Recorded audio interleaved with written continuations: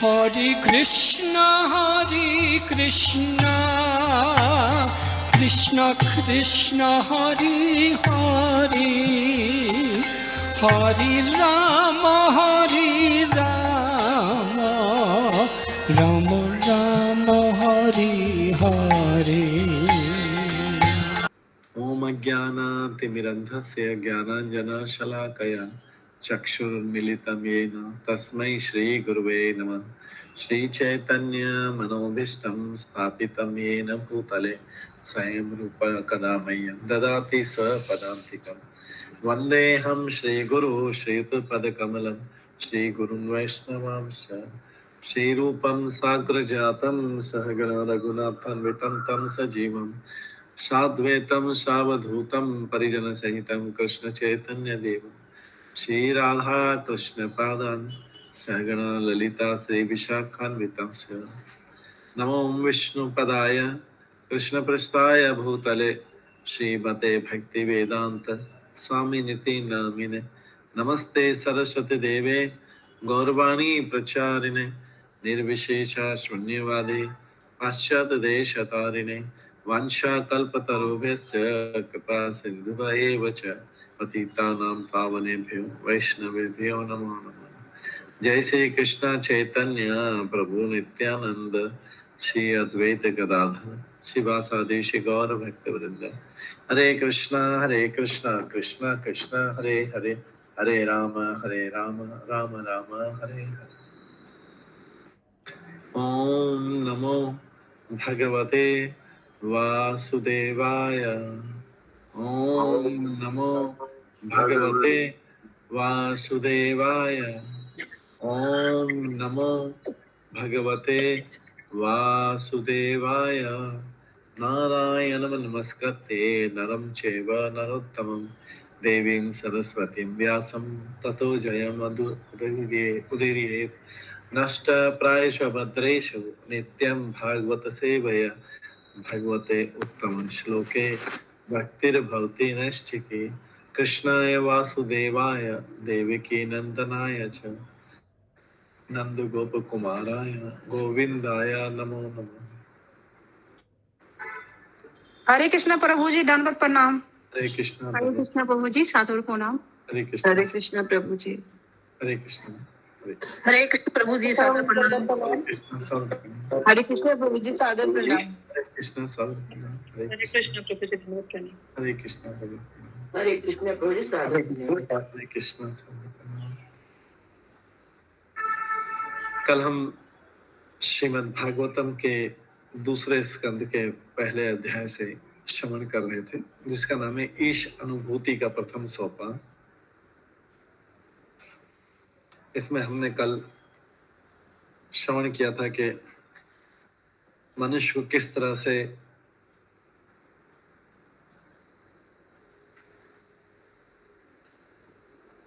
इस वानप्रस्थ अवस्था में मनुष्य को घर छोड़कर आत्म संयम का अभ्यास करना चाहिए, उसे तीर्थ स्थानों में नियमित रूप से जाना चाहिए, स्नान करना चाहिए, ठीक से शुद्ध होकर एकांत स्थान में आसन जमाना चाहिए। श्रेष्ठतर, और इसमें पढ़ा था कि श्रेष्ठतर अगले जीवन की तैयारी के लिए मनुष्य को अपना तथाकथित घर छोड़ देना चाहिए। वर्णाश्रमी या सनातन धर्म की पद्धति कहते हैं कि 50 वर्ष की आयु प्राप्त कर लेने पर जितनी जल्दी हो सके पारिवारिक भार से वैराग्य ले लेना चाहिए। आधुनिक सभ्यता पारिवारिक सुविधाओं पर आधारित है, जिसमें सुख तो सुविधाओं का सर्वोच्च मानदंड माना जाता है। अतः हर व्यक्ति सेवानिवृत्ति के बाद ऐसे घर में रहना चाहता है जो स्त्रियों और बच्चों से भरा पूरा हो।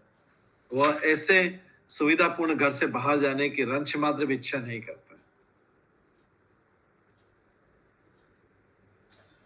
और वे इन घरेलू सुविधाओं से बाहर निकलने का स्वप्न में विचार नहीं करते हैं। ऐसे व्यामोहों से बंधकर भौतिकतावादी उससे भी अधिक सुखी जीवन की विविध योजनाएं पर तैयार करता है, किंतु क्रूर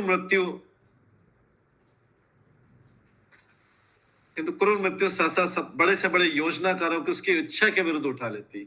योजना कुछ, इच्छा कुछ और होती है, काम कुछ और हो जाता है, इच्छा के विरुद्ध हो जाता है, और इस शरीर को त्याग कर व्यक्ति को दूसरा शरीर धारण करने के लिए बाध्य कर देती है। जो योजना इस तरह ऐसे योजनाकार को अपने किए गए पूर्व कर्मों के अनुसार 84 लाख योनियों में से कोई एक शरीर ग्रहण करने के लिए बाध्य किया जाता है। तो योजना का तो जो मुझे सुनाई नहीं मिल रहा, भजन हो रहा, जो भजन हो योजना, रहा, सुनाई नहीं मिल रहा, हरे कृष्णा, तो मुझे सुनाई नहीं मिल रहा, भजन हो रहा, आवाज नहीं आ रहा ठीक।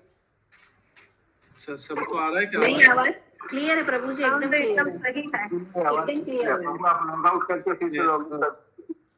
मुझे तो आवाज आ रहा है। हाँ ठीक। तो जो है, जब मनुष्य अपनी योजना बनाता है तो वो सोचता है कि मेरी योजना का जरा सारा काम हो, वो भूल जाता है कि उसके 84 लाख योनि के कर्म कहाँ जाएंगे।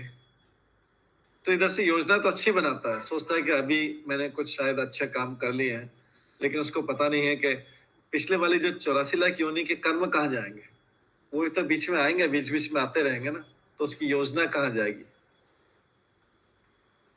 योजना बनाता है जैसे उसने कुछ पाप ही नहीं किए हैं।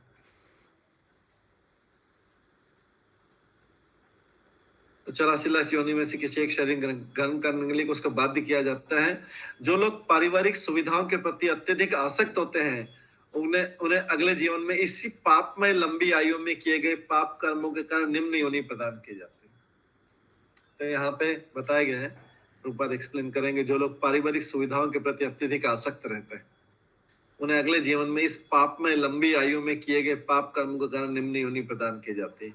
इस तरह मानव जीवन की सारी शक्ति नष्ट हो जाती है। मनुष्य जीवन को इस तरह बर्बाद होने और काल्पनिक वस्तु में लिप्त होने से रहने से बचाने के लिए मनुष्य को यदि पहले नहीं तो कम से कम 50 वर्ष की आयु में तो सावधान हो जाना चाहिए। सिद्धांत है कि मनुष्य स्वीकार कर ले कि मृत्यु की खतरे की घंटी 50 वर्ष की आयु पूरी होने के पहले बच जाती है।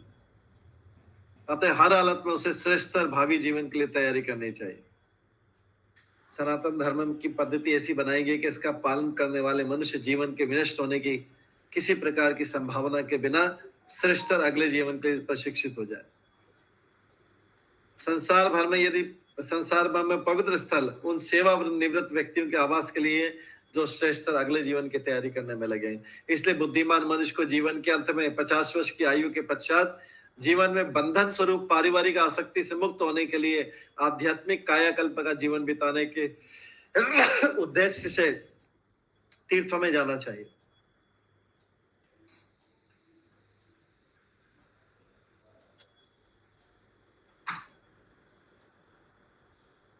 मनुष्य को भौतिक आसक्ति से छुटकारा पाने के लिए गृह त्याग करने की संस्तुति की जाती है, क्योंकि जो व्यक्ति मृत्यु तथा पारिवारिक जीवन से चिपका रहता है वह भौतिक आसक्ति त्याग नहीं सकता, और जब तक वो भौतिक आसक्ति नहीं छोड़ेगा तब तक आध्यात्मिक स्वतंत्रता को नहीं समझ पाता।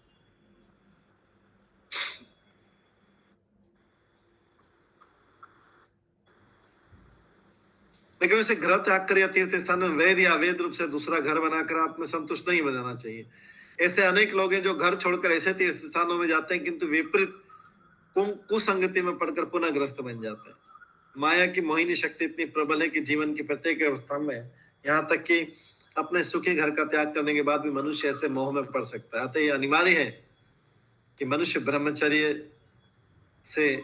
ब्रह्मचर्य में आत्म संयम का अभ्यास करे।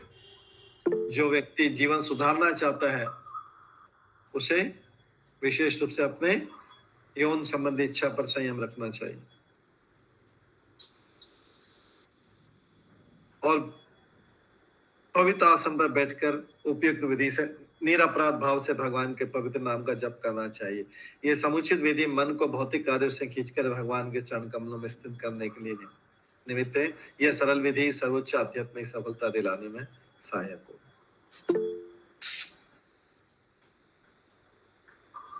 तो ये हमने कल पढ़ा था, उसी को पूरा किया है। आज 17 श्लोक से स्टार्ट करेंगे। सनातन मुकुंद प्रभु का प्रश्न है।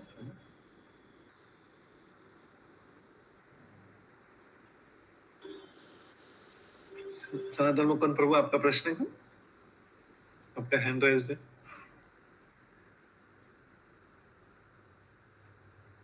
सनातन मुकुंद प्रभु, हरे कृष्णा।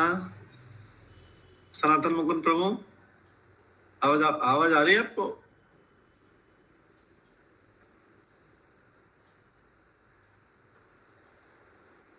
सनातन मुकुंद प्रभु, बाकी सबको आवाज आ रही है? आपका आवाज आ रही है? हाँ, आ रही है प्रभु जी। जी आ रहा प्रभु जी। ठीक है, तो 17 श्लोक से स्टार्ट करते हैं। अभ्यसेत मनसा शुद्धम त्रिव्रत ब्रह्मक्षरम परम मन यच्छेत जित श्वास ब्रह्म बीजम अविस्मरन। तो ये जो लोग ध्यान करते हैं, जो लोग ब्रह्मवादी ओम के ध्यान से करते हैं, उनके लिए है। हम लोग तो कलयुग में हरे कृष्ण महामंत्र का जप करते हैं, तो ओम के मंत्र का जो फल है और हरे कृष्ण महामंत्र के जप का फल एक जैसा ही है। इन ओम पूर्व युगों में किया जाता था, अभी कलयुग के लिए हरे कृष्ण महामंत्र है। उसी आप समझ सकते हैं ओम शब्द का विस्तार है। तो ओम कैसे करते हैं? मनुष्य उपयुक्त विधि से आसन जमा कर, जो ओम के द्वारा करते हैं, मनुष्य उपयुक्त विधि आसन जमा कर मन को 3 दिव्य अक्षरों ओम में 3 शब्द हैं, अ उ और म। ओम में 3 अक्षर होते हैं, अ उ म। इसका स्मरण करा, श्वास विधि को नियंत्रित करके मन को वश में करें, जिससे वह दिव्य बीज को नहीं भूले। दिव्य बीज यही है, ओम दिव्य बीज। जिन लोगों ने ब्राह्मण दीक्षा ली है उनको पता है कि ये ओम शब्द और एक क्लीम शब्द भी है, ये बीज शब्द दिव्य बीज है। ये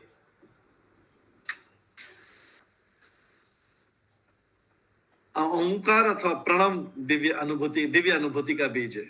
ये ओंकार शब्द जो है ये दिव्य अनुभूति का बीज है, और ये 3 दिव्य अक्षरों से बना है, अ उ म से बना है। ओम जो शब्द है अ उ म से बना है, और ये सब ध्यान योग में जो करते हैं, योगी लोग करते हैं, उनके लिए बताया। ओम शब्द यूज होता था, तो कितने लेटर से बना है? अ उ म, ओम। और ये दिव्य बीज है। और जो ध्यान योगी करते हैं, हम तो इसकी जगह हरे कृष्ण महामंत्र करते हैं कलयुग में। नहीं तो ये कैसे किया जाता है? पहले प्राणायाम के साथ मन द्वारा इसका जप करने की विधि, ये महान योगियों के अनुभव द्वारा खोजी गई है, और इससे मनुष्य भौतिकता में लिप्त मन को वश में लाने में समर्थ बनता है ओम शब्द का उच्चारण करके, जिसमें अ उ म 3 शब्द है। म आधा है ओम। मन की आदत को बदलने का यही तरीका है कि उसको आसन लगा के भगवान के ध्यान में लगा जाए। मन को मारना नहीं होता, या मन या इच्छा को रोका नहीं जा सकता, लेकिन आध्यात्मिक अनुभूति की दिशा में काम करने के लिए मन को व्यस्त रखा जा सकता है। व्यस्त, जो संसार की वजह व्यस्त होकर उसको आध्यात्मिक क्रिया में उसको व्यस्त रखा जा सकता है। मन सक्रिय इंद्रियों की धुरी है। जितनी में हमारी सारी इंद्रियां हैं, ये उसका एक्टिव सेंटर कौन है? ये मन है। अतः यदि सोचने, अनुभव करने तथा चाहने की प्रकृति परिवर्तित कर दी जाए, अतः यदि सोचने, अनुभव करने तथा चाहने की प्रकृति में परिवर्तित किया जाए तो इंद्रियां जो केवल साधन रूप में उनके किए जाने वाले कर्मों की गुणता भी स्वाभाविक रूप से परित हो जाएगी। ओंकार शब्द जो है ये दिव्य ध्वनि का बीज है, और ये जो है एकमात्र दिव्य ध्वनि ही मन तथा इंद्रियों में परिवर्तन ला सकती है। मन और इंद्रियों को केंद्रित करने के लिए दिव्य ध्वनि चाहिए। तो ओम शब्द जो है ये दिव्य ध्वनि है। ऐसे ही हरे कृष्ण महामंत्र जो है, हरे कृष्ण कृष्ण कृष्ण हरे हरे, हरे राम राम राम हरे हरे, ये भी दिव्य ध्वनि है। इनके द्वारा मन को केंद्रित किया जा सकता है। किसी भौतिक ध्वनि से मन को केंद्रित नहीं किया जा सकता।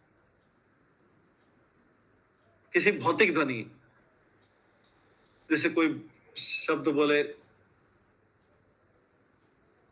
कोई शब्द बोल दे, कुछ भी शब्द बोल दे, जैसे चपाती चपाती चपाती चपाती, ये भौतिक शब्द है।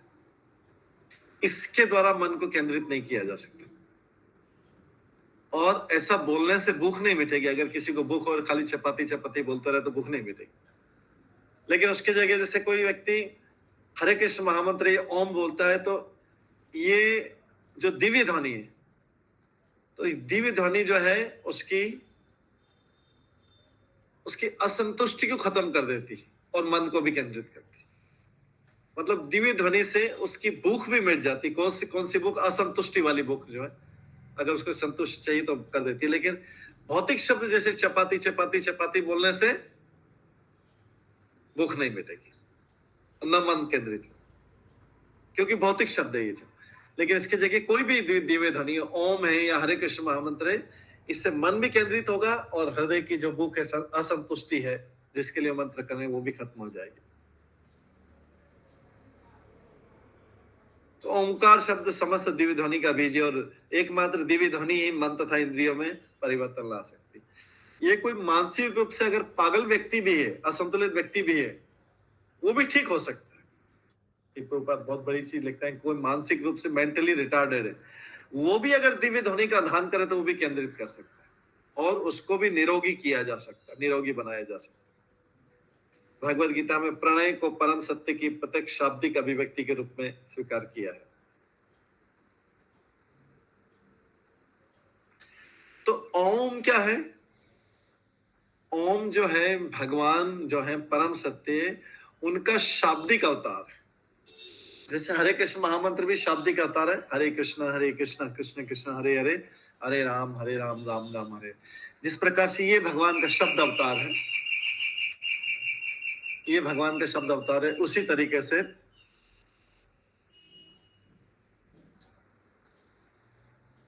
ओम भी भगवान का शब्द अवतार है।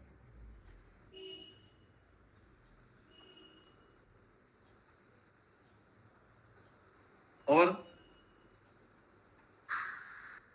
जो व्यक्ति उपयुक्त विधि से भगवान के पवित्र नाम का प्रत्यक्ष उच्चारण नहीं कर पाता है, वो ओम का जप आसानी से कर सकता है।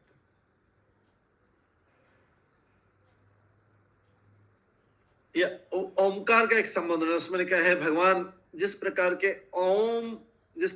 ओम हरि, ओम का अर्थ है मेरे स्वामी पूर्ण पुरुषोत्तम भगवान। ओम हरि ओम का अर्थ है मेरे स्वामी पूर्ण पुरुषोत्तम भगवान। उसी तरह ओमकार भी है।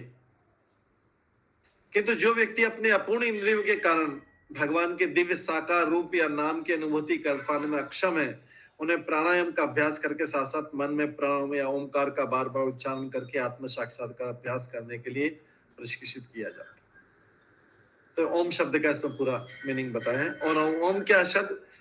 भगवान जो परम सत्य भगवान है, उनका शाब्दिक, ये उनका शाब्दिक अवतार, शब्द में अवतार ओम। अतः आवश्यक है समस्त विषयों के केंद्र बिंदु मन के माध्यम से ऐसी दिव्य अनुभूति को गति प्रदान की जाए। जो लोग भक्तगण होते हैं वो तो मन को सीधे ही परम सत्य के पर्सनालिटी पर, व्यक्तित्व पर स्थिर कर लेते हैं। किंतु जो लोग ऐसे परम सत्य के साकार रूप को नहीं मानते, उन्हें निर्विशेषता के प्रति मन को प्रशिक्षित करने के लिए अनुशासित किया जाता है ओम के द्वारा केंद्रित करके। और उसके बाद में आगे बोला गया है, ये सब ध्यान से, जो योगी लोग ध्यान से करते हैं, कैसे कैसे करते हैं? ध्यान योग के द्वारा। नियत क्षेत्र विषयभ्य अक्षान मनसा बुद्धिसारथी मन कर्म भी आक्षिप्तम शुभार्थे धारित धिया। धीरे धीरे जब मन उत्तरोत्तर धीरे धीरे आध्यात्मिक हो जाए, मन केंद्रित कर करके भगवान के नाम पे केंद्रित करते हैं, जैसे बताया जाता है कि जो पागल व्यक्ति है वो भी ठीक हो सकता है भगवान के नाम पे केंद्रित करके। तो मन जब धीरे धीरे केंद्रित हो जाता है भगवान के नाम पे, तो अपने आप इंद्रिय कार्यों से खिंच जाएगा, वहां से अलग हो जाएगा। क्या है? मन को लोग बोलते हैं हमारा मन नहीं लगता भगवान को, धीरे धीरे भगवान के नाम में केंद्रित करके उसको नाम बोलते बोलते नाम का उच्चारण करते, चाहे हरे कृष्ण महामंत्र बोल दो या ओम बोलो। कलयुग में हरे कृष्ण महामंत्र ज्यादा प्रभावशाली है। उसकी तरफ केंद्रित करते करते इधर से मन का जो इंद्रिय विषयों से आसक्ति वो छूट जाएगा। मन के आध्यात्मिकरण की प्रथम क्रिया प्राणायाम की योगिक विधि या श्वास को पूर्ण रूप से नियंत्रित करने की विधि कहलाती है। इस प्राणायाम पद्धति की चरम अवस्था, ये प्राणायाम करते करते किसमें? ओम पे केंद्रित करते करते व्यक्ति समाधि तक पहुंच सकता है। यम नियम आसन प्रत्याहार प्राणायाम ध्यान धारणा समाधि, समाधि तक पहुंच सकता है। लेकिन इसी समाधि में भी हम देखते हैं कि व्यक्ति समाधि में जाके भी उसका मन डिस्टर्ब हो सकता है। जैसे विश्वामित्र बहुत तपस्या करते, समाधि करते थे, लेकिन फिर भी उनका ध्यान टूट गया था। मन, जब हम मन को लगाते हैं, मन संप्रति विषय वासना को, विषय इच्छा को तो सोचना बंद कर देता है, किंतु अवचेतन मन से वो विगत वासनाओं का स्मरण करता रहता है। अभी की वासना है तो उसको छोड़ सकता है, लेकिन पहले वाली जो वासना है उसको ही स्मरण करता रहता है। इस तरह मनुष्य को 100% आत्म साक्षात्कार में ये मन लगने से रोक देता है। सुखदेव गोस्वामी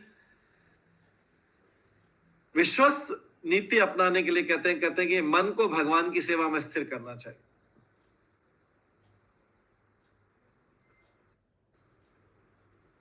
और मन को और किसी चीज में स्थिर नहीं करके मन को आध्यात्मिक भगवान की सेवा में स्थिर करना चाहिए। भागवत गीता में 6 अध्याय में बताया गया है। इस तरह आध्यात्मिक रूप से मन के स्वच्छ होने पर मनुष्य को तुरंत श्रवण कीर्तन आदि भक्ति कार्यों द्वारा भगवान की दिव्य प्रेमा भक्ति में लग जाना चाहिए। और यदि सही मार्गदर्शन के अंतर्गत ऐसा किया जाता तो विचलित मन भी निश्चित रूप से प्रगति कर सकता है।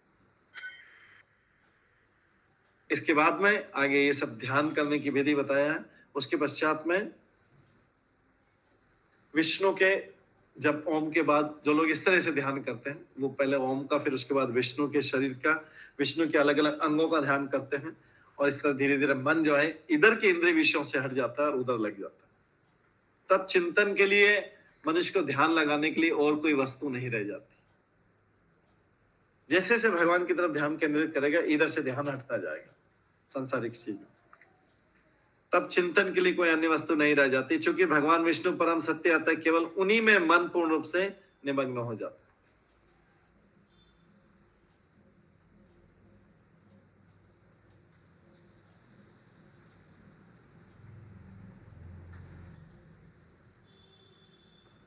तो मंदिरों में जो भगवान का विग्रह बनाया जाता है, उससे धीरे धीरे उसका उद्देश्य क्या है? उसका उद्देश्य मूर्ति पूजा नहीं है। उसका उद्देश्य कि भगवान का दर्शन करके उनके अंगों पे ध्यान किया जाए। जब मंदिर में जाते हैं, चरण कमलों से प्रारंभ करके जंघा और फिर आगे नाभि, ऐसे ऐसे करके भगवान का ध्यान करते हैं। जो भगवान के भक्त होते हैं साकार रूप में ध्यान करते हैं। लेकिन जो व्यक्ति एक जगह बैठ के भगवान विष्णु के अंगों का ध्यान नहीं कर सकते हैं, उनके लिए मंदिर में विष्णु के दिव्य अंगों का शास्त्र रीति के अनुसार ध्यान करना चाहिए। तो कलयुग में विष्णु के अंगों का ध्यान करने से, विष्णु का साक्षात स्वरूप का ध्यान करने से ज्यादा फायदा होता है, बजाय कि एक आसन पर बैठ के ओम करने में। हालांकि ओमकार में और विष्णु रूप में कोई अंतर नहीं है, लेकिन कलयुग में क्योंकि ध्यान केंद्रित करना मुश्किल है, इसलिए ओंकार की जगह विष्णु रूप का ध्यान किया जाता है या कृष्ण रूप का ध्यान किया जाता है। विष्णु या कृष्ण का रूप का ध्यान ही चरम लक्ष्य जीवन का। जबकि ओंकार वाले क्या करते हैं? ओंकार वाले ध्यान किसका करते हैं? किसी ज्योति का, ब्रह्म ज्योति का, किसी का लाइट का ध्यान कर लिया, इधर से ओंकार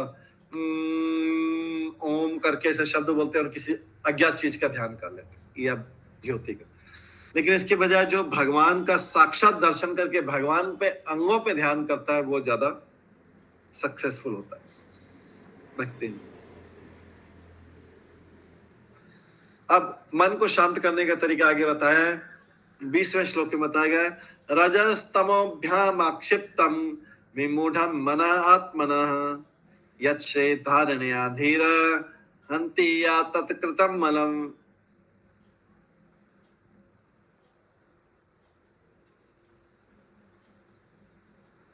मनुष्य का मन सदैव भौतिक प्रकृति के रजोगुण द्वारा विचलित और तमोगुण द्वारा मोहग्रस्त होता है। तो मनुष्य का मन कैसे होता है? रजोगुण से विचलित होता है और तमोगुण से मोहग्रस्त होता है। हम लोग सामान्यतः रजोगुण तमोगुण एक साथ बोलते हैं, लेकिन रजोगुण डिस्टर्ब करता है मन को, क्योंकि रजोगुण में मनुष्य को इस संसार में बहुत श्रम करने की भावना, बहुत अचीवमेंट की, पब्लिसिटी, अचीवमेंट, यश और श्रम और उपलब्धियां का इच्छा होती है। और तमोगुण को तो व्यक्ति हमेशा ही मोहग्रस्त रहता है।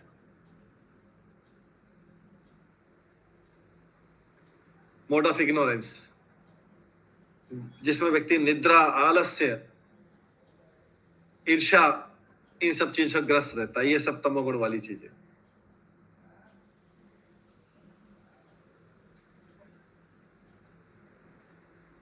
इस तरह उनसे उत्पन्न गंदी वस्तुओं को स्वच्छ करके शांत बन सकता है व्यक्ति, रजोगुण और तमोगुण से।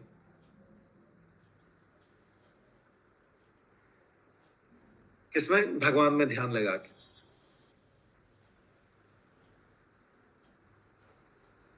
जो लोग सामान्यतः रजो तथा तमोगुण द्वारा संचालित होते हैं, वे ईश्वर की दिव्य अवस्था को प्राप्त करने के योग्य पात्र नहीं होते हैं।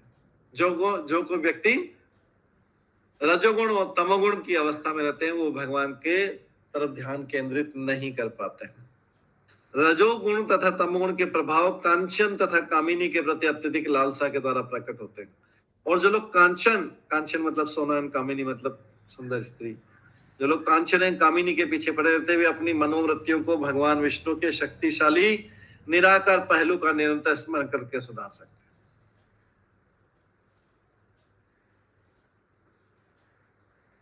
सामान्यतः निर्विशेषवादी, अद्वैतवादी ही रजो तथा तमोगुण से प्रभावित होते हैं। सामान्यतः निर्विशेषवादी या अद्वैतवादी ही रजो तथा तमोगुण से प्रभावित होते हैं। ऐसे निर्विशेषवादी अपने आप को मुक्तात्मा समझते हैं, किंतु परम सत्य के दिव्य साकार रूप के विषय में कुछ नहीं जानते हैं। जो निराकारवादी होते हैं, वो भगवान के दिव्य रूप में नहीं समझ सकते हैं और उनका मन रजो तथा तमोगुण में लगा रहता है।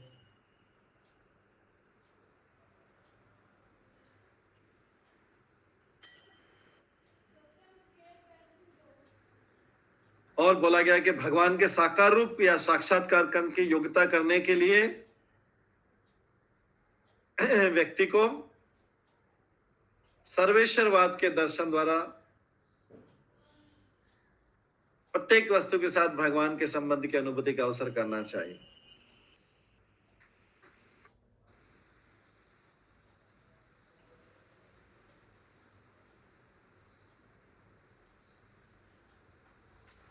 भौतिक शक्ति द्वारा सर्जित सारी वस्तुओं का सेवा भाव द्वारा सेवा भाव के साथ जोड़ा जा सकता है। इसके पश्चात आता है यस्याम संधार्यमाणायाम योगिना भक्ति लक्षण आशु संपद्यते योग आश्रयम भद्रम इक्षतः। ये भगवान का योग के द्वारा धारण करने की विधि, ये सब सुखदेव गोस्वामी बताते हैं। तो यह राजन, परीक्षित महाराज को सुखदेव गोस्वामी बोल रहे हैं, राजन स्मरण की इस विधि से तथा परमेश्वर के सर्वथा कल्याणमय व्यक्तिगत रूप के ही सर्वत्र दर्शन करने के अभ्यास में स्थिर होकर मनुष्य शीघ्र ही भगवान की भक्तिमय सेवा उनके प्रत्यक्ष आश्रय में प्राप्त कर सकते हैं। अगर भगवान के व्यक्तिगत रूप की दर्शन किए जाए और उसमें अभ्यास में स्थिर हो जाए, तो भगवान की भक्ति का आश्रय मिल सकता है। जो निराकार रूप है, निर्विशेषवादी है, उसमें फिर व्यक्ति रजोगुण तमोगुण बनाया जाएगा और भक्ति में सफलता नहीं मिल सकती। शिवानी अग्रवाल माता जी। हरे कृष्णा प्रभु जी, धन्यवाद प्रणाम। प्रभु जी, ये 20वें श्लोक में एक लाइन मेरे को जरा समझ में आई, और जो लोग कंचन एवं कामनी के पीछे पड़े रहते हैं, वे अपनी मनोवृत्तियों को भगवान विष्णु के शक्तिशाली निराकार रूप का निरंतर स्मरण करके सुधार सकते हैं।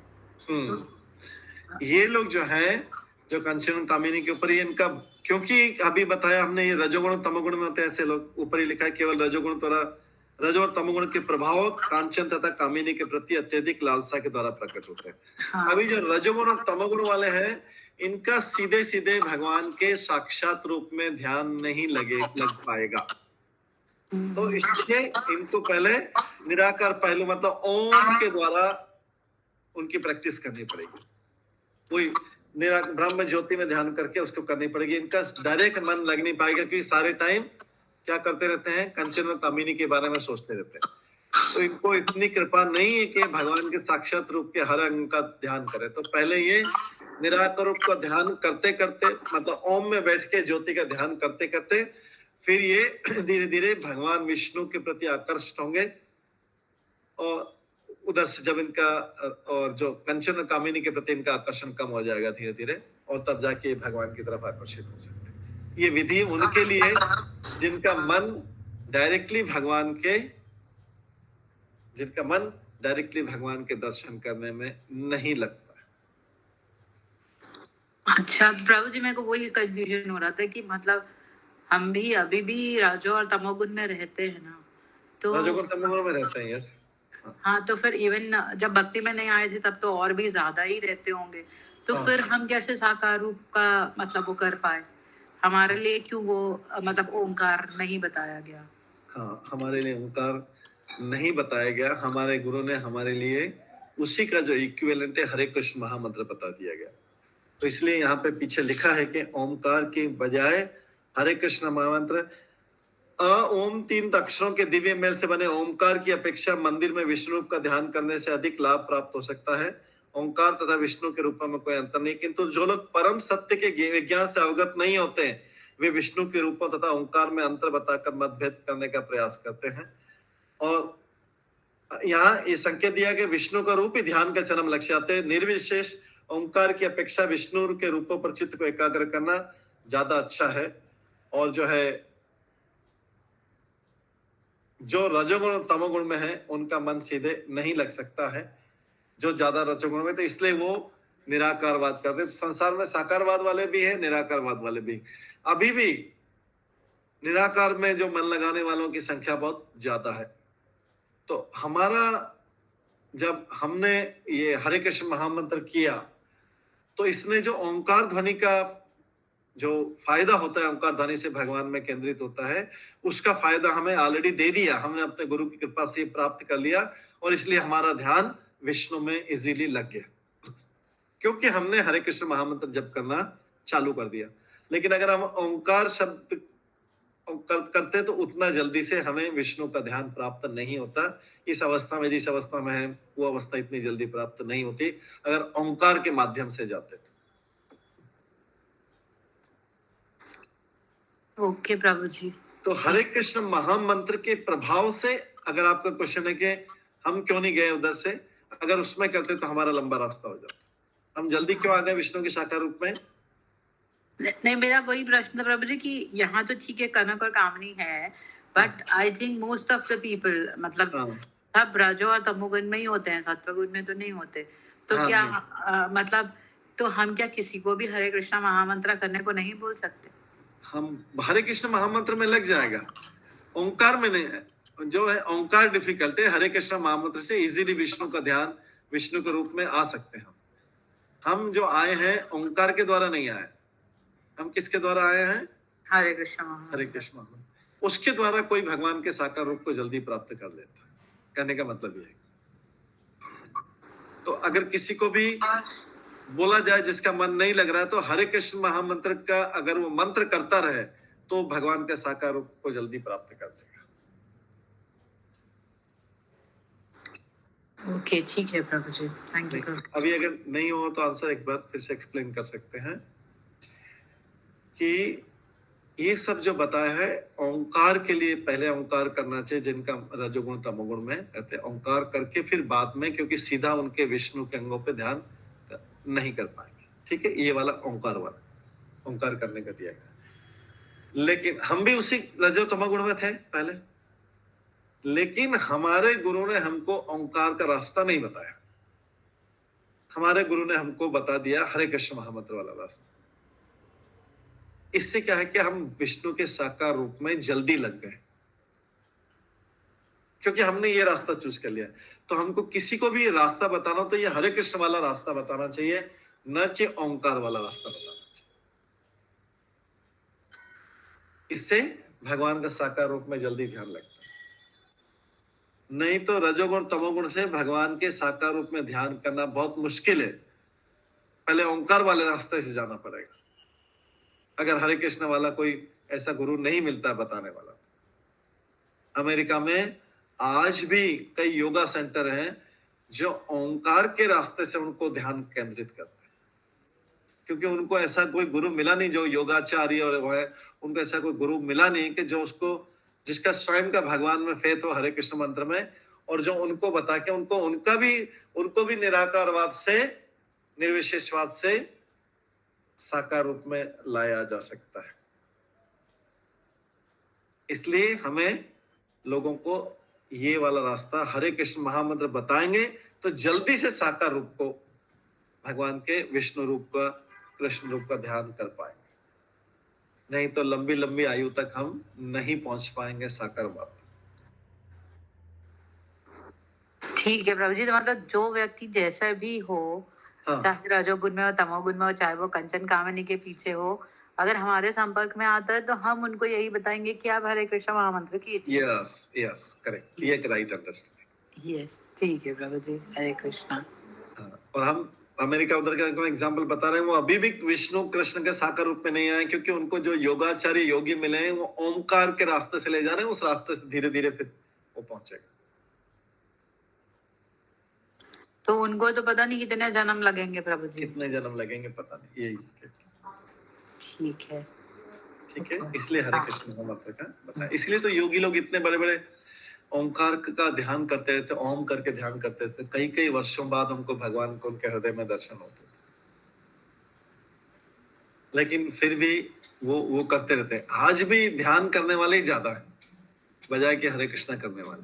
आज भी संसार में ध्यान करने वाले ज्यादा है। ठीक है, क्योंकि उनका इतना सौभाग्य नहीं है, उनको कोई ऐसा सिखाने वाला नहीं है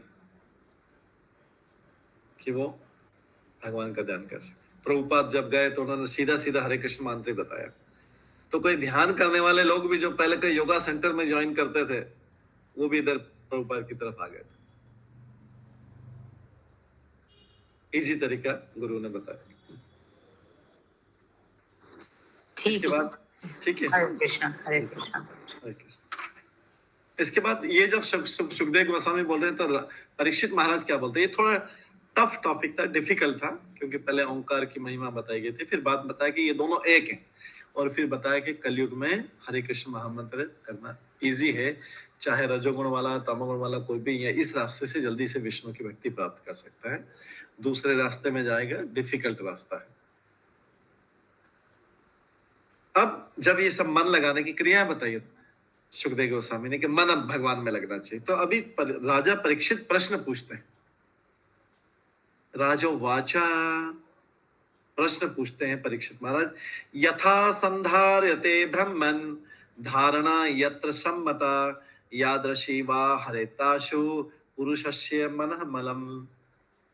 अब जब सौभाग्यशाली राजा परीक्षित ने आगे पूछा, सुखदेव गोस्वामी से पूछते हैं, ब्राह्मण कृपा करके हमको विस्तार से बताओ। अभी तो आपने शॉर्ट में बता दिया कि मन को कहां और कैसे लगाया जाए, और धारणा को, हमारी धारणा को, चेतना को किस तरह स्थिर किया जाए कि मनुष्य के मन का सारा मैल हटाया जा सके। तो अभी लगा तो सुखदेव गोस्वामी ने बता तो दिया, ओमकार शब्द का उच्चारण करो, आसन पर बैठो, या फिर भगवान का डायरेक्ट नाम लो दूसरा, पर अभी विस्तृत रूप से वर्णन कर, तो विस्तृत रूप में भी बताएंगे। तो जो जीव, इस यहाँ पे बता रहे हैं कि जीव के अंदर हृदय की सारी मलिनता है, वही उसके कष्टों का कारण है। बद्ध जीव संसार में क्यों भौतिक कष्टों से घिरा हुआ है? क्योंकि उसके अंदर जो मलिनता है, कंटामिनेशन है। मलिनता का मतलब क्या है कि पुराने जन्मों के कर्म फलों का विचार, और पुराने जन्म के कर्म फल, ये उसकी मलिनता है।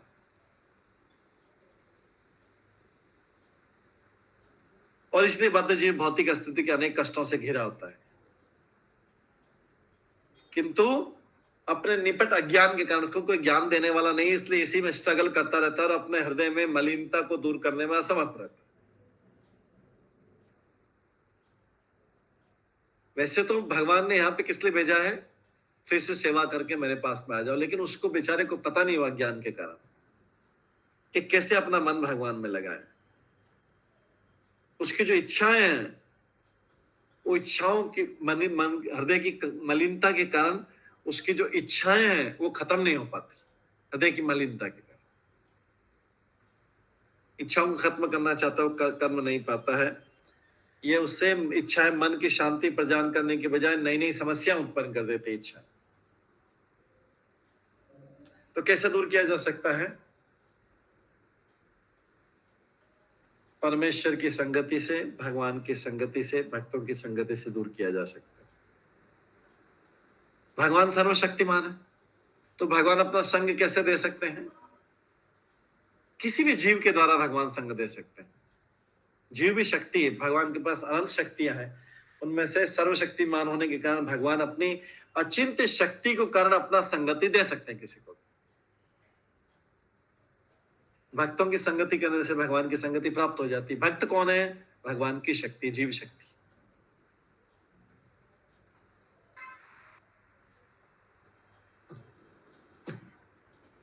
और अगर उसको संगति नहीं मिल रही है, भक्तों की संगति नहीं मिल रही, तो क्या होगा? साकार में मन नहीं लगता, तो क्या है कि उन्हें भगवान के विराट रूप का ध्यान करना चाहिए। भगवान का विराट रूप जो है निर्विशेष का ही एक रूप है, मतलब इसमें प्रकृति को ही सारा भगवान माना जाता है। भगवान के अंदर सारी प्रकृति को भगवान माना जाता है, पूरी प्रकृति को। तो भगवान का विराट रूप ध्यान करना भी निराकार का ही एक पक्ष है। ये शायद सारे लोग नहीं जानते, वो सोचते हैं कि विराट रूप भी एक साकार रूप है। नहीं, भगवान का जो विराट रूप है वो निराकार का एक पहलू है। सारी प्रकृति को मिला के ही वो विराट रूप समझते हैं।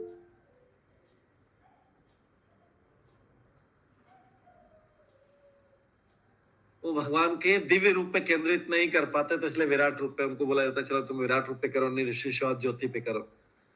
भगवान का विराट निर्विशेष पहलू उनकी असीम शक्तियों का रूप है। तो इसलिए बोला गया शक्ति, अतएव उनके विराट स्वरूप की निर्विशेष धारणा भी, विराट रूप की धारणा भी बद्धजीव को अप्रत्यक्ष रूप से भगवान का सानिध्य प्राप्त करने में सहायक होती है। मतलब वो निराकार रूप का, विराट रूप और निराकार रूप का ध्यान करना सेम है। हाँ, सविता गुप्ता माता जी बोलिए। हरे कृष्ण प्रभु जी, सादर प्रणाम। सादर प्रणाम। कभी कभी विराट रूप को काल्पनिक भी बोला जाता है क्या? हाँ, काल्पनिक भी बोला जाता है, क्योंकि भगवान के ये रूप यही प्रदर्शन करने के लिए होता है। ये विराट रूप आध्यात्मिक जगत में नहीं है,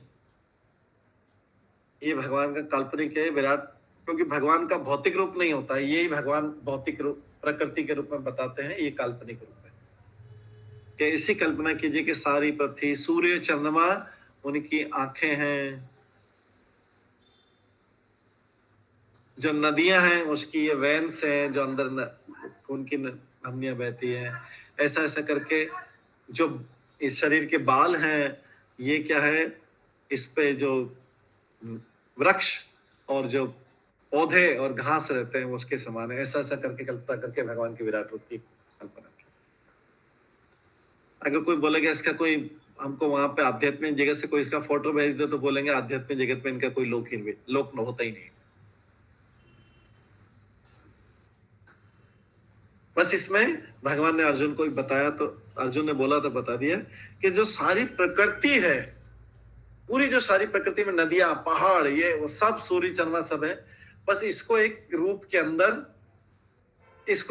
अंदर डाल दिया जाता है। भगवान स्वयं डाल देते हैं एक रूप में, इनको सबको घेर के एक जगह इकट्ठा कर लो, तो उसमें दिखाई देता है सूर्य, चंद्रमा भगवान की आंखें हैं, ये मन है, ये है, ये ऐसा करके पूरी कल्पना हो जाए। ऐसा कोई वास्तविक रूप नहीं है भगवान।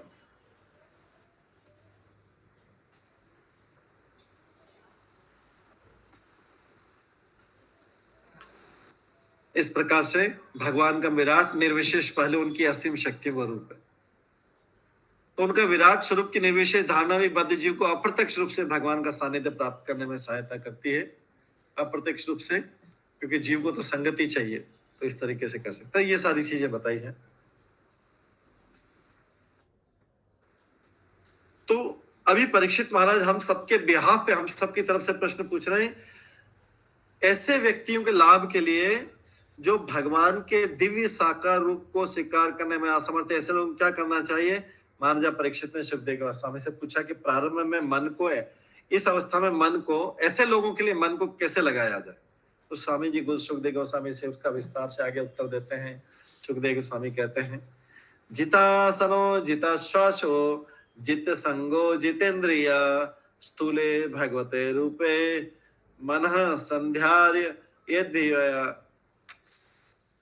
सुखदेव गोस्वामी ने उत्तर दिया कि मनुष्य को, ये ध्यान योग का पहले बता रहे हैं कि मनुष्य को चाहिए कि आसन को नियंत्रित करे और यौगिक प्राणायाम द्वारा श्वास क्रिया को नियमित करे, इस तरह मन तथा इंद्रिय को वश में करे, फिर बुद्धि पूर्वक मन को भगवान की विराट रूप में लगाए। ये पहले निराकार रूप है। अगर जिसको हरे कृष्ण मंत्र के बारे में भी नहीं पता है और जिसको जो है भगवान का कोई संगत भी नहीं मिला, जिनको संग नहीं मिला, तो क्या करते हैं? उनको मनुष्य को चाहिए कि आसन को नियंत्रित करके रहे, यौगिक प्राणायाम द्वारा श्वास क्रिया को भी नियमित करे, इस तरह मन तथा इंद्रिय को वश में करे, फिर बुद्धि पूर्वक मन को भगवान के स्थूल शक्ति विराट रूप में लगाए। ये किस लिए ऐसा करना पड़ता है? क्योंकि भौतिकता में जो निमग्न होता है जीव, भौतिकता में डूबा हुआ, वो बद्ध जीव, भौतिकता में डूबा हुआ मन देह की बुद्धि से ऊपर नहीं उठ पाता। उसका मन, उसको स्ट्रगल करता है, मन कहाँ लगाओ, मन कैसे लगाओ, मन कहाँ लगाओ, मन कैसे लगाओ। तो उसको बोला जाता है विराट रूप में लगा लो। सारी चीजें जो देखो आप इसमें, ये मानो कि सूर्य चंद्रमा, भगवान की आंखें, ये ऐसा आकार मान लो, मानो ऐसा आकार, सबका लिखा हुआ है। इससे क्या होगा? और फिर ऐसे विराट रूप के सामने योग पद्धति करो, श्वास की क्रिया को नियंत्रित करके मन को परमेश्वर में लगाने की संस्तुति की गई। जब तक ऐसे भौतिकतावादी लोग भौतिकता में लिप्त मन को स्वच्छ नहीं बना लेते, तब तक उनके लिए आध्यात्मिक विचारों में मन को एकाग्र करना संभव नहीं है। वो भगवान के विचारों में, भगवान के साकार रूप में नहीं लगा सकते।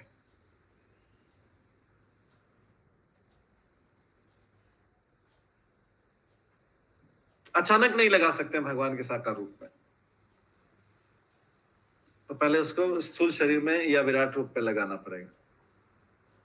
तो ऐसा करने के लिए मनुष्य अपने मन को भगवान के स्थूल भौतिक या बाह्य पहलू में एकाग्र कर सकते हैं।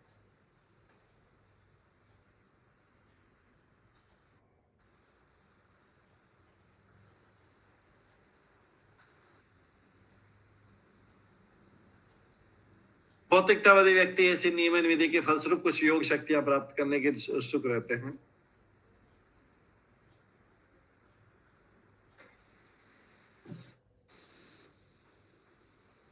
इसके पश्चात, ये थोड़ा सा अलग कंसेप्ट, डिफिकल्ट टॉपिक है, लेकिन सबको इसको ध्यान देना चाहिए। विशेषतः देह अयम स्थविष्ट च स्वस्थवीसाम यत्र इदं व्यजते विश्वम भूतम भव्यम भवच्च सत्। घटनाओं से बड़े संपूर्ण भौतिक जगत की विराट अभिव्यक्ति परम सत्य का व्यक्तिगत शरीर, ये जो है भगवान की जो विराट अभिव्यक्ति है, उनका शरीर विराट, ये आध्यात्मिक शरीर नहीं है, ये इस भौतिक जगत के उससे काल्पनिक रूप से बनाया गया। इसमें ब्रह्मांड के भौतिक काल के फलस्वरूप भूत, वर्तमान तथा भविष्य का अनुभव किया जाता है।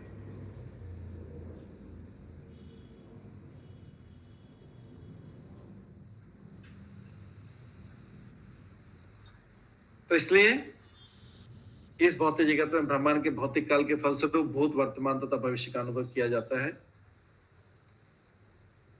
और सर्वशक्तिमान का विराट रूप का कैसे ध्यान दिया जाता है? भगवान की अपनी दिव्य आंखें, सिर तथा अन्य शारीरिक अंग होते हैं जो सर्वत्र व्याप्त है। वे कहीं पे भी सर्वत्र देख सकते हैं, सुन सकते हैं, छू सकते हैं। ये सब बताया गया है।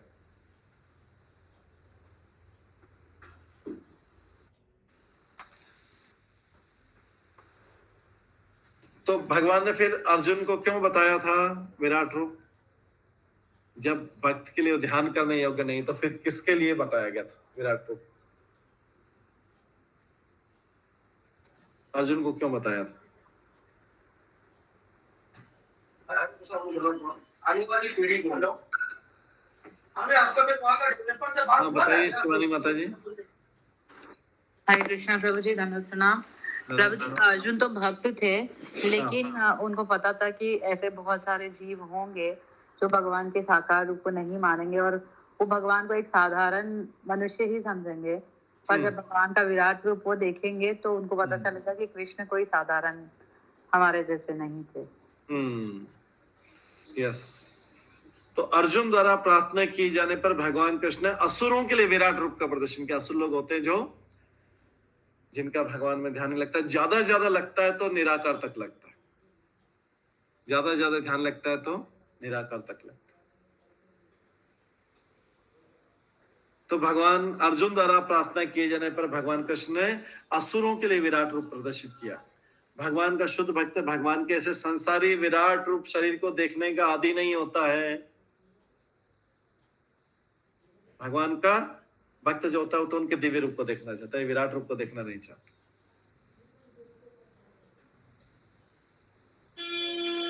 विराट रूप को तो उसको दिखाने के लिए भगवान ने अर्जुन को विशेष दृष्टि दी थी, जिससे क्या है कि वो विराट रूप का दर्शन कर सके। और ये भगवान ने जो विराट रूप अर्जुन को बताया, अर्जुन के लाभ के लिए नहीं था, ये अल्प ज्ञानी अल्प मूर्ख लोगों के लिए है, जो विशेष रूप से प्रकट किया गया है। अल्प लोगों, अल्प बुद्धि लोगों के लिए, जो हर किसी को भगवान का अवतार मान लेते हैं, जो हर किसी को भगवान का अवतार मान लेते हैं।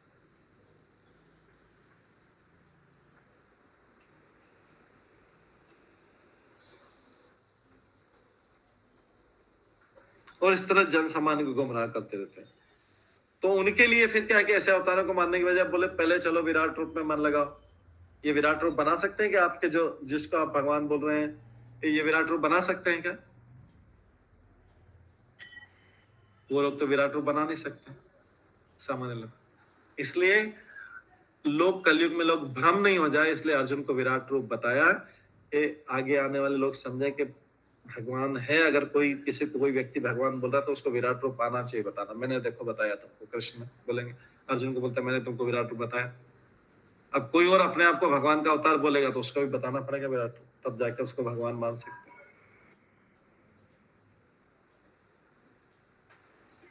हैं। मीना सिंह माता जी बोलिए। प्रभु जी, तब तो उस समय जब भगवान विराट रूप दिखाए उनको अर्जुन को, तो उस समय तो अर्जुन ही अकेले थे ना?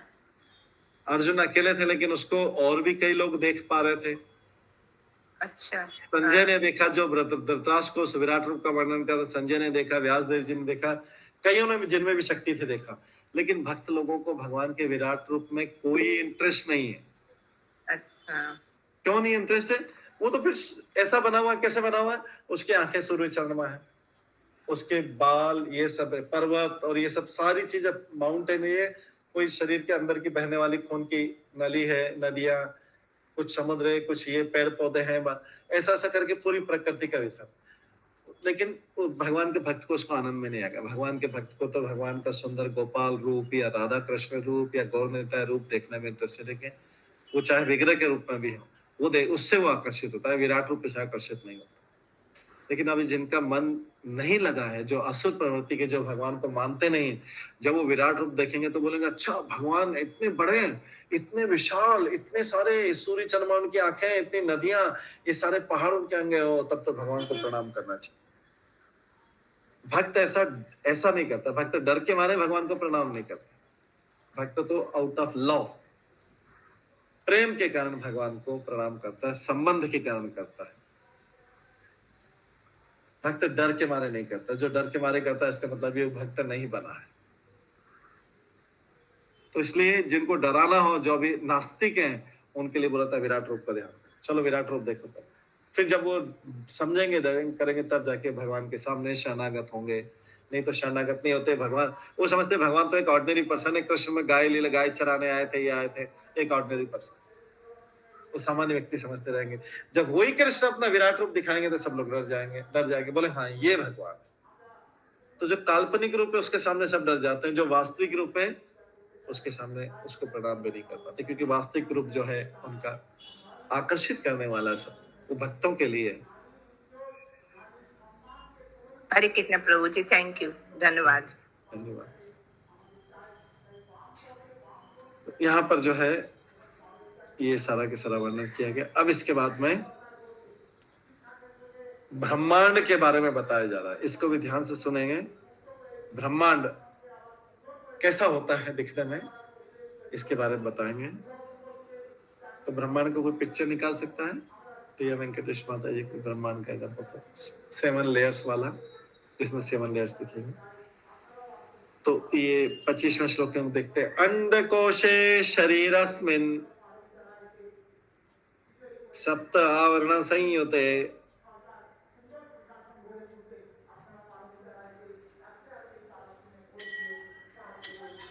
अंडकोशे शरीरस्मिन् सप्तावरण संयुते वैराज पुरुषो यसो भगवान धारणाश्रय है।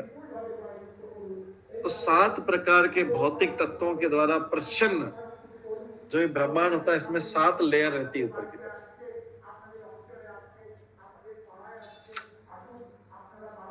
7 लेयर रहती है इस ब्रह्मांड में। ये वाला बता, हाँ ये वाला 7 लेयर्स वाला बता।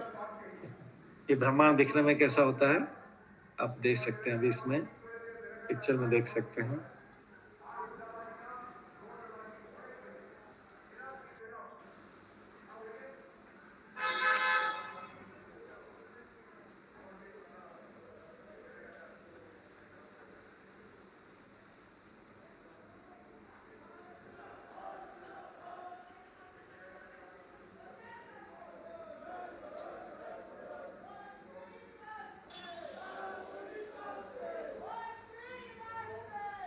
ठीक है, तो ब्रह्मांड में ऊपर की ये पूरे ब्रह्मांड में, हमारे ब्रह्मांड में 7 लेयर होती है। तो 7 लेयर के अंदर ब्रह्मांडी खोलिए के भीतर स्थित भगवान का विराट का ब्रह्मांडी स्वरूप विराट धारणा का विषय, इसके अंदर जो है भगवान का विराट रूप इसके अंदर रहता है। इसका मतलब है कि भगवान का विराट रूप इस जगत के बाहर नहीं रहता है, वो खाली इस जगत में बता सकते हैं। यहाँ पे देखिए ये 7 लेयर हैं, ये 7 लेयर के नाम भी लिखे हैं अलग अलग कलर में, बारीक सी लेयर है, इसमें देख सकते हैं पिक्चर में। ये 7 लेयर है, इसके अंदर है भौतिक जगत या संसार, इसके अंदर है, और इसके ऊपर आध्यात्मिक जगत है। तो इस जो भगवान का ये 1 यूनिवर्स लिखा है, ये इसके ऊपर ये 7 लेयर है, यहाँ से दिखने छोटे उसमें नहीं दिखने, 7 लेयर से ये 1 2 3 4 ये अलग अलग कलर में जो है ये सब लेयर है, कवर है, कोश, आवरण है।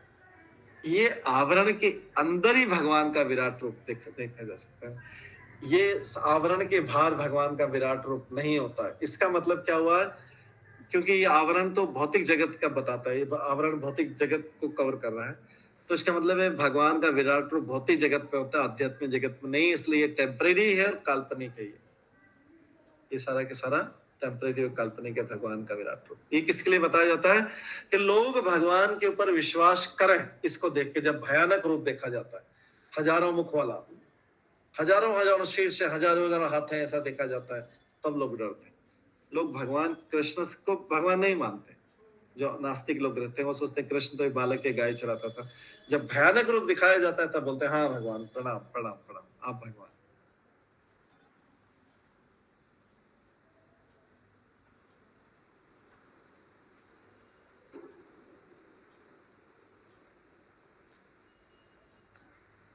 तो देखिए आगे लिखा है भागवत गीता के 11वें अध्याय में, इसको देखिएगा। भगवत गीता के 11वें अध्याय में भगवान श्री कृष्ण ने उन अल्पज्ञों को आश्वस्त करने के लिए अपना विराट रूप प्रकट किया, जो यह नहीं सोच पाते कि भगवान किस तरह मनुष्य की भांति प्रकट हो सकते हैं।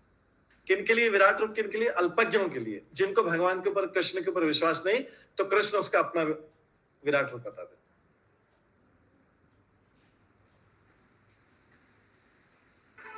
और भगवान में उनमें वास्तव में वो शक्ति है जिसके बल पर बिना किसी प्रतिद्वंदी के परम पुरुष होने का दावा कर सकते हैं।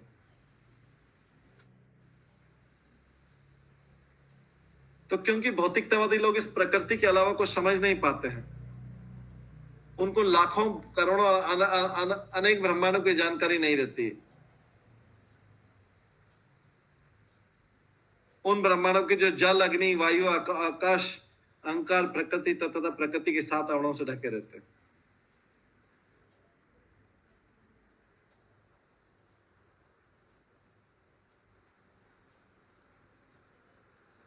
इसलिए उनको भगवान ने विराट रूप बताया। उनको भगवान ने विराट रूप बताया। अल्पज्ञों को लिया, इसलिए क्लियरली लिखा है अल्प ज्ञानी लोगों के लिए।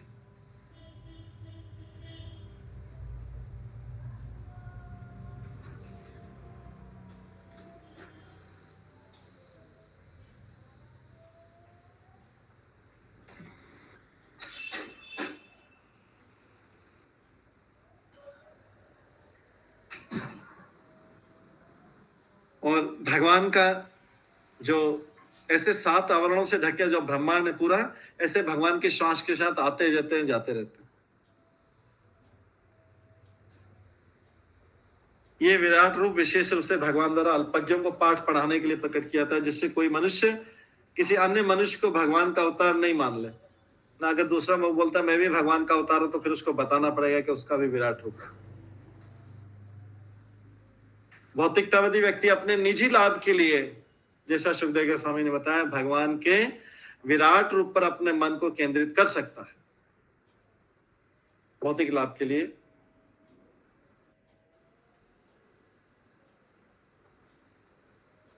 किंतु उसे सावधान रहना चाहिए कि उन वंचकों से पथभ्रष्ट न हो जो अपने को भगवान श्री कृष्ण से अभिन्न पुरुष होने का दावा करते, किंतु वे उनकी तरह कर्म नहीं कर पाते या विराट रूप प्रदर्शित नहीं कर पाते। तो ये जो है थोड़ा सा इसका थ्योरेटिकल चैप्टर है। ये चैप्टर अलग प्रकार का है। धीरे धीरे इसके मेन पोर्शन पे आएंगे तो विराट रूप का थोड़ा सा वर्णन आएगा। जो लोग विराट रूप को मानते हैं वो विराट रूप का वर्णन इसमें आएगा। क्या क्या है विराट रूप, कैसा है, एक एक वर्णन आएगा विराट रूप।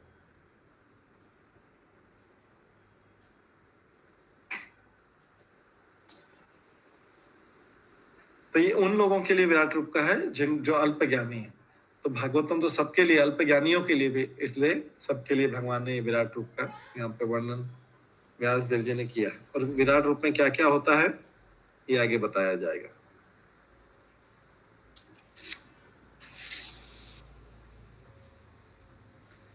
ये कल की क्लास में श्रवण करेंगे। आज की क्लास में यहीं पे विराम देते हैं। सभी भक्तों का बहुत बहुत धन्यवाद। सब भक्तों के लिए एक बार हरे कृष्ण महामंत्र का जप करते हैं। हरे हरे